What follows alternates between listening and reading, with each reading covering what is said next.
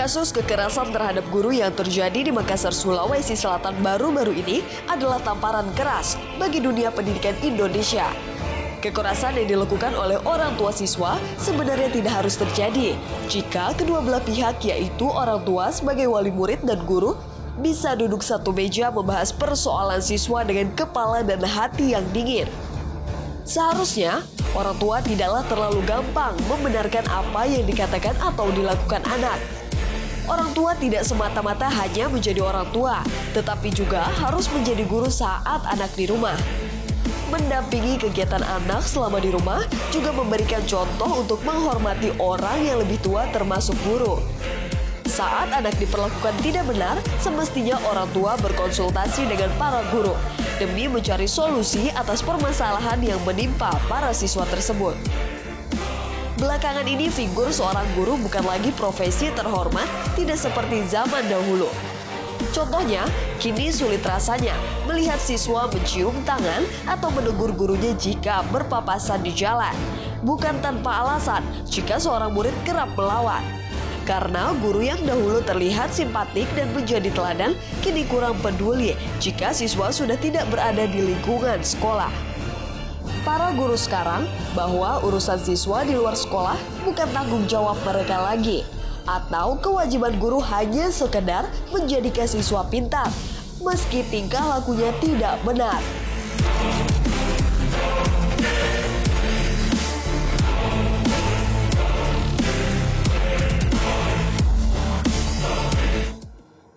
Baik, saudaraku, kita kembali di makna dan peristiwa. Ustadz, ini kan tadi kasus sekolah yang di Makassar itu memang kan dia dapat informasinya dari anaknya. Ya, sepihak ya. Sepihak jadi kan. Nah, ya. Ini harusnya gimana Ustadz? Kalau sebagai orang tua kita dapat informasi itu gimana Ustadz? Ini bahaya kalau sepihak bicara ke ayah main terima aja. Gimana kalau dicerita tentang ibunya salah? Gitu ya. Iya. Bisa dilabrak istrinya. Begitu juga masalah guru. Seharusnya ayah terutama tidak boleh serta-merta begitu saja menerima informasi dari anak. Baik. Jadi harus bersikap adil. Ya, masukan anak diterima, laporan diterima, tapi pergi ke sekolah. Tanya apa yang sebetulnya terjadi. Itu yang paling bagus. Baik. Ya, kemudian cross check lagi kepada guru yang lain, apa betul anak saya seperti ini. Baik. Kalau perlu sampaikan ke kepala sekolah. Nah, itu tetap balik lagi adalah tabayun. Kita harus cross check ya Ustadz ya. Betul sekali. Baik, Ustadz, kita sekarang sudah terhubung dengan rekan kita Samsul Ma'arif di Makassar. Langsung saja, silakan Samsul. Baik, terima kasih Wisnu dan Pak Nasir. Saat ini kami berada di Rumah Sakit Bayangkara Polda Sulawesi Selatan, dan di sini tempat perawatan Bapak Dasril, guru SMK Negeri 2 Makassar yang menjadi korban pemukulan oleh orang tua siswanya sendiri. Dan bahkan kabarnya Bapak Dasril sempat menjalani operasi. Nah, untuk mengetahui lebih detail bagaimana sih kondisi Pak Dasril saat ini, sudah bersama kami dengan tim dokter yang merawat Bapak Dasril. Selamat pagi, Pak. Selamat pagi. Pak, bisa diceritakan nih Pak, kondisi dari Pak Dasril saat ini seperti apa nih Pak?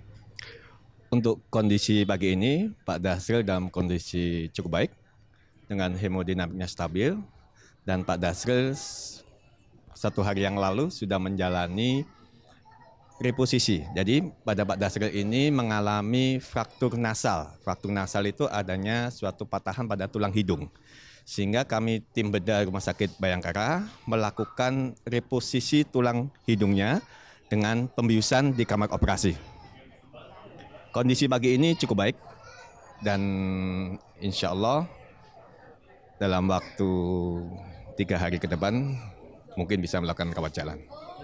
Kalau waktu pertama kali Pak Dasril masuk Pak, bagaimana kondisi dari luka yang dialaminya Pak? Ya. Pada saat pasien kami terima pertama kali di Rumah Sakit Bayangkara, kondisi secara umum hemodinamik stabil, hanya memang ada bengkak di regio hidung atau di daerah nasalnya akibat suatu trauma benda tumpul. Ya. Kemudian kami lakukan pemeriksaan lanjutan dengan melakukan suatu pemeriksaan CT scan. Kami dapatkan adanya fraktur nasal atau retakan pada tulang hidung. Kemudian tim kami melakukan tindakan lebih lanjut berupa reposisi tulang hidungnya dengan pembiusan di kamar operasi. Ya. Kalau sampai sekarang Pak, selain dari Bapak yang sebagai ahli bedah di sini, apakah ada dokter-dokter ahli lain yang ikut memeriksa kondisi dari Pak Dasril ini, Pak? Baik, kami sudah ada timnya di sini. Kebetulan saya sebagai DPJP utamanya, sebagai dokter bedah organik di Rumah Sakit Bayangkara. Kami juga dibantu sejawat-sejawat yang lain untuk mengevaluasi keluhan-keluhan Pak Dasril yang lainnya. Salah satunya adalah di bidang mata. Sudah kami lakukan evaluasi apakah ada kelainan di bidang mata. Kemudian kami juga bekerjasama dengan bedah plastik maupun THT untuk menilai bagaimana kondisi dalam hidungnya. Itu yang kami lakukan. Apakah kemungkinan, Pak, apakah dari perkiraan Bapak sebagai dokter, apakah ini akan ada trauma, Pak, pada bagian saraf segala macam? Kan ini hidung, Pak, ini sangat sensitif sepertinya, Pak. Sejauh pemeriksaan kami saat ini, kami tidak menemukan indikasi suatu kelainan di bidang saraf. Jadi saat ini murni kelainan yang cedera pada tulang hidungnya akibat trauma benda tumpul. Sedangkan kelainan-kelainan sarafnya sampai sejauh ini belum kami dapatkan. Kalau ini kan sudah menjalani 1 kali operasi nih, Pak. Apakah akan ada operasi lanjutan atau operasinya sudah hanya sampai di situ saja nih, Pak? Insya Allah secara medis maka prosedur penanganan pada fraktur nasal sudah kami lakukan dan menurut kami insya Allah tidak membutuhkan tindakan lanjut lagi. Hanya untuk pemulihan kesembuhannya. Ya. Setelah mendapatkan luka yang seperti ini, Pak, apakah itu akan mengganggu dari kondisi fisik yang lain, Pak, dari si pasien, Pak? Kalau kondisi fisik secara umum, maka tergantung juga dari basicnya pasien yang bersangkutan. Jadi bagaimana dia pola makan sebelumnya dan sebagainya. Jadi kalau kita bicara masalah trauma yang terjadi di regio hidungnya sendiri, maka tentunya trauma ini tidak memberikan dampak ke organ tubuh yang lainnya. Jadi menurut perkiraan dokter, kira-kira si pasien akan berapa lama lagi dirawat di sini, Pak? Mungkin paling lama antara sekitar 5 hari 1 minggu ke depan. Jadi tadi Bapak bilang bahwa selain dari dokter ahli, ada dokter THT juga yang ikut memeriksa, Pak. Apakah memang ada kekhawatiran, Pak, bahwa luka yang akan dialami oleh pasien ini bisa bertambah atau gimana, Pak? Tidak. Jadi kami libatkan tim yang lebih komprehensif. Kenapa? Karena pasien pada saat dia datang ini, pada saat kami lakukan pemeriksaan, dia mengeluh hidung yang sebelah kiri khususnya itu buntu. Nah, untuk bisa mengevaluasi apakah ada kelainan di dalam rongga hidungnya, tentunya kita butuh sarana prasarana yang dimiliki oleh sejawat THT. Maka kami undang mereka untuk mengevaluasinya. Jadi pada Pak Dasril ini ternyata mukosa hidung yang sebelah kiri bengkak. Itu yang menyebabkan dia buntu. Yang kedua, dari aspek THT juga didapatkan adanya suatu deviasi septum nasi. Jadi tulang sekat rongga hidungnya memang agak bengkok. Nah, deviasi septum nasi ini tidak otomatis disebabkan karena trauma yang terjadi, tidak. Ini bisa aja terjadi sudah lama, sehingga menyebabkan gangguan rinitis. Ya, itu sehingga kami libatkan teman-teman THT supaya penanganannya lebih paripurna, lebih menyeluruh sekalian di dalam rumah sakit.